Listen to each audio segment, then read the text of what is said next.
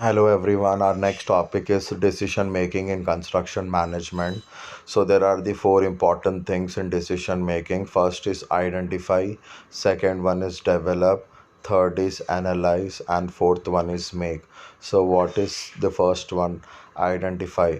So identification of the construction problem. So what problem they are facing? Are they facing the problem related to the cost, or are they facing the problem related to the materials, or are they facing the problem related to the duration? So that problem need to be identified. So moving on to the second one is develop alternatives. So you are finding a different alternate planning and scheduling uh, to merge the problem into the planning and scheduling, so that you can track the construction work and complete the task as per the plan and schedule. Third one is analyze the alternative.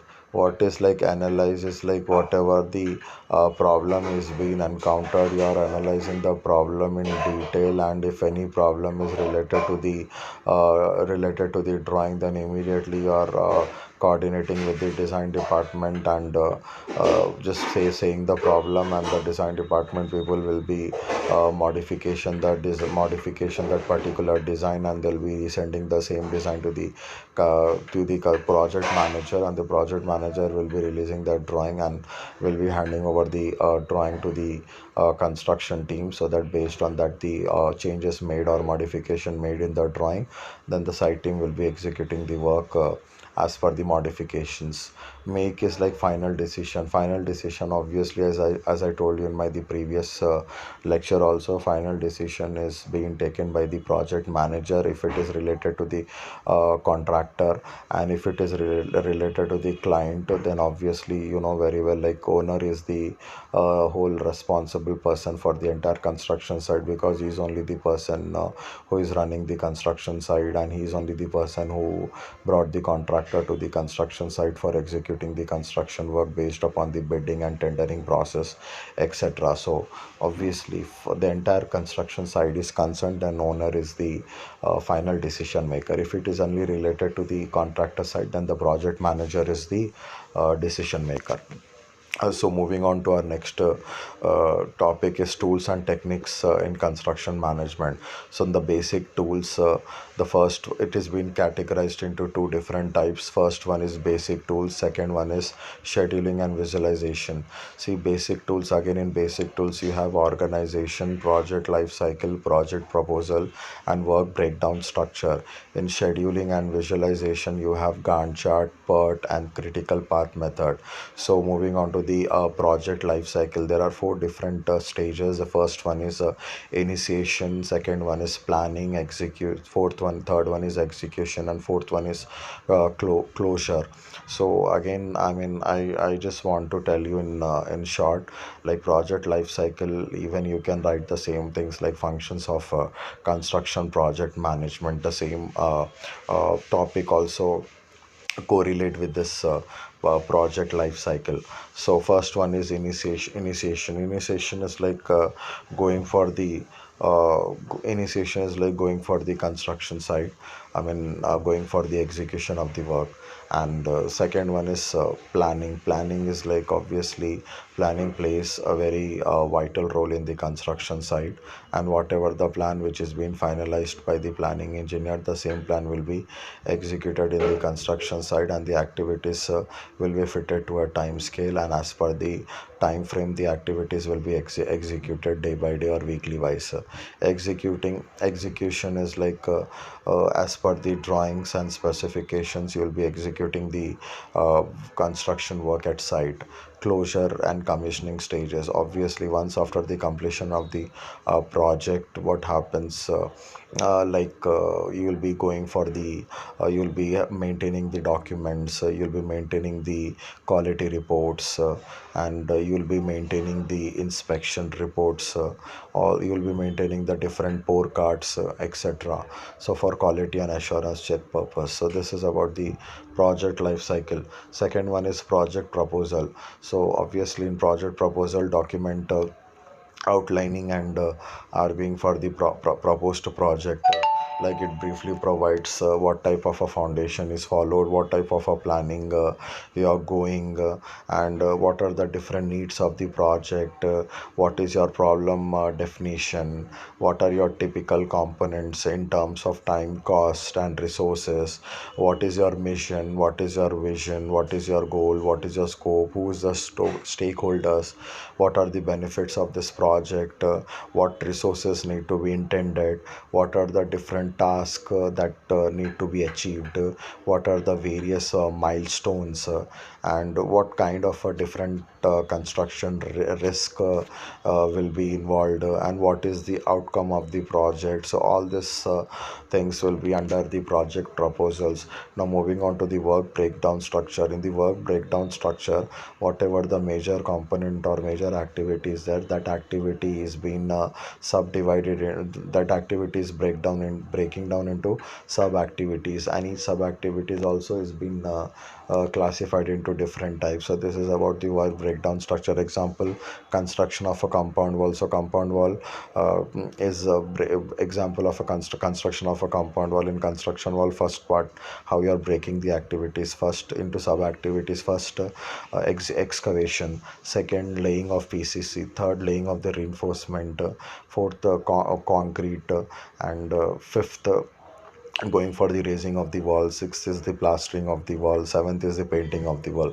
So likewise, this is just short example of the work breakdown structure. So now moving on to our second activity, that is scheduling and visualization. See, in this, like you'll be having the Gantt chart and bar chart. Bar chart is also called as the Gantt chart.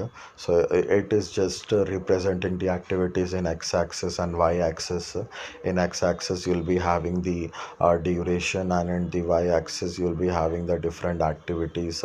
So based upon the activities and duration, you will be executing the construction work, and whatever the activities are being given, that activities you are going with the help of the bar chart or Gantt chart. Now moving on to the second, like PERT. See, PERT is like program evaluation review technique. In PERT, generally PERT is like it is a probabilistic time estimator. In PERT, again, it has been classified into three time estimates. The first one is optimistic time estimate, second one is pessimistic time estimate, and third one is most likely time estimate. So what is optimistic time estimate? It is the shortest possible time taken to complete an activity is called as an optimistic time estimate.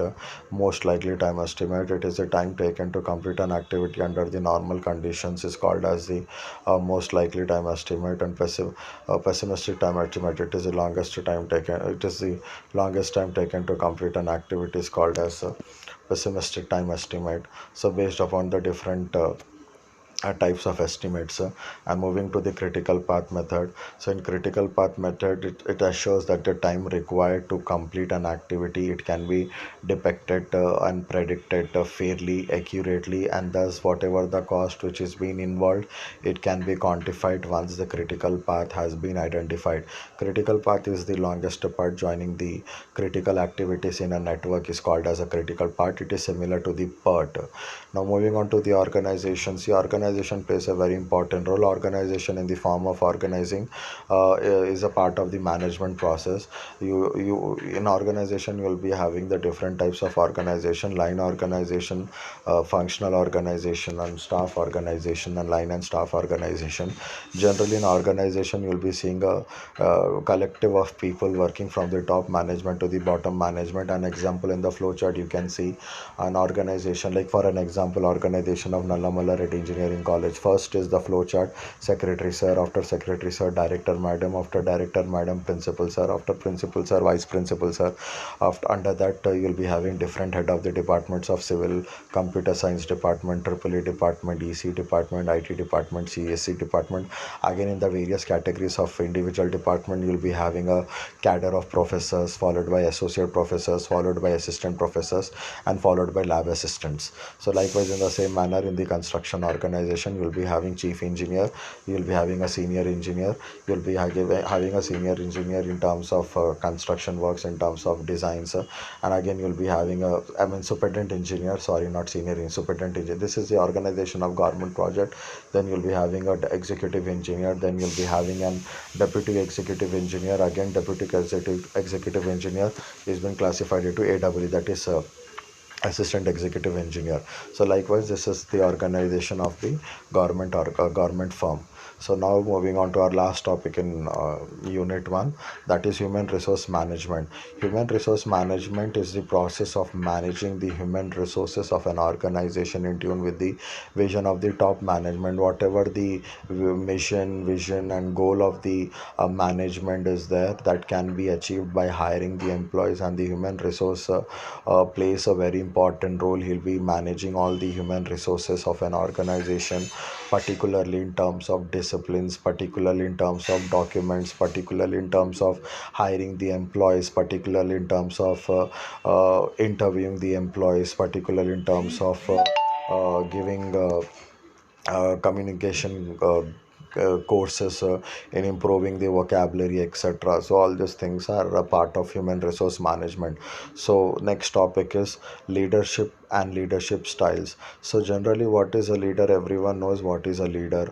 So leader who is having the all the qualities, who can manage the entire construction team. Example, project manager. So project manager is the most efficient and beneficial person who can take the key manage and supervise his construction team, his engineer, his senior engineer, project engineer, assistant engineer, junior engineer, trainee engineer, etc. So altogether he is coordinating the works also, he is supervising the works, he is monitoring, he is encouraging. So he is called as a team leader. And leadership is the ability to influence people to achieve the given goals in an organization. Whatever the target set up, that target need to be set up in a such a way that the complete team is responsible for the task. Each and every individual person will be assigning the task based upon his expertise and experience. So based on that, he has to achieve that task, and all together all efforts will be putting together, finally will be achieving a goal in an organization. A manager has to be a mini leader and or mega leader, or whatever it is. Ultimately his main goal is to complete the project within the stipulated time and cost. So what is the leadership styles? So leader has to ensure that people under his guidance are comfort. He should make the people so comfortable that they feel very happy to work under him, to learn new things, new technical things under him, and their good work is recognized. A good leader has to adopt such a style of working that take care of people around him, that take care of the construction team around him. There are also the some leader which do not care for people and who care more for the task completion. That is absolutely wrong, because if you are together working, and if you are taking the team together, making the construction team more comfortable under your supervision, then the monitoring of the activities will be really very fruitful, and the coordination will be really very good, and finally whatever the targets you have set up, successfully and happily you'll be achieving that those targets. Thank you.